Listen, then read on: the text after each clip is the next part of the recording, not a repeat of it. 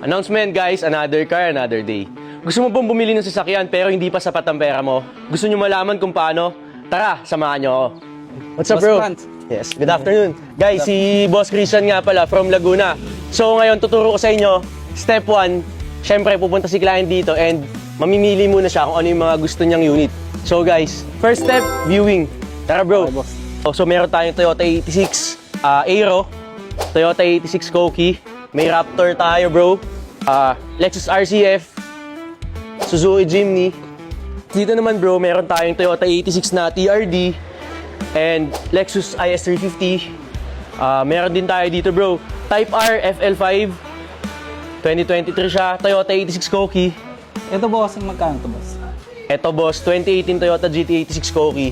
Price namin dito boss is 1,750,000. Dito naman boss, meron tayong Subaru BRZ 2018. Same din bro, 1,780 yung asking namin. Okay boss. So bro, dito naman meron tayong 2017 Honda Civic FC. 880,000 naman siya brother. Parang ito na lang boss. Parang medyo practical at pasok sa budget. May family ka na ba? Meron boss. So, tamang-tama nga sa'yo ito for daily kasi 4-door na siya and saktong-sakto to sa inyo bro. So, di sa 2017 Honda Civic FC, upgraded na yung bumper niyan. And then dito, naka 18-inch na wheels na yan. And then naka spoon big brake kit na siya bro, original yan.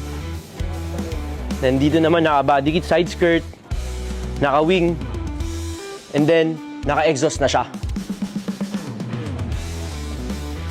Tapos bro, sa engine bay naman, dito, all stock, all original, and naka Amarok battery na din siya brother.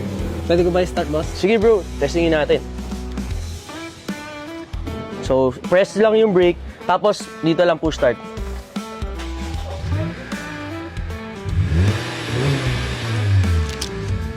Ayun boss Franz, nakapag-decide na ako, ito na lang kukunin. Ito na talaga, Yes, final. boss. So guys, step 1 tapos na. Kasi nakapili na si boss and nakapag-decide siya na ito na yung kukunin niya. So, proceed naman tayo sa second step. Step 2 is the reservation fee. Yes boss. So bro, since nagustuhan mo na to, para ma-proceed natin yung process ng financing, you need to pay at least 20,000 reservation fee. Okay, boss. Okay ka naman Okay, doon, bro. boss. Okay. Kaya ito yung reservation boss. Okay guys, so 20,000 reservation fee receive brother. So, Thank you boss.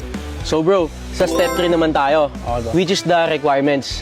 Sa requirements bro, tutulungan tayo ni Miss Mary Ann from financing. Hi, from ZTS Cartax Marketing. Yung requirements natin, sir, kapag ka-employed po tayo, kailangan lang natin dito ng COE with compensation, 3 months payslip, 3 months bank statement, at saka 2 valid IDs. Kung self-employed ka naman po, DTI, business permit or business barangay clearance, 2 valid IDs, 3 months bank statement, at saka yung Meralco at saka electric bill. Yun lamang po. So bro, everything napaliwanag naman sa'yo and clear naman na. Yes boss. So guys, ipapasa na ni brother yung requirements niya and maghintay tayo ng 3 to 5 working days para sa approval. Okay boss. So ayun guys, since na-approve na si Bossing, punta na tayo sa step 4 which is the final step. The signing of contract, down payment, and the releasing of unit na bro. So ayun guys, with just 4 easy steps, makakuha agad ni Bossing yung kotse niya. Okay bro. Announcement guys, this is Franz of F2A Cars. And I'm here with my bro Christian, what's up? Yes, And boss. Ma'am Mary Ann of ZTS Financing. To hand over the key of this 2017 Honda Civic FC that he bought from F2A Cars. Bro, Christian, here's the key of your new ride and enjoy. Thank you boss Franz. Short feedback lang boss sa transaction. Napakabilis po kasi 3 to 5 days lang ata yung transaction, okay na, na-approve na agad. Yeah, once again, congratulations bro. Thank you. Thank you.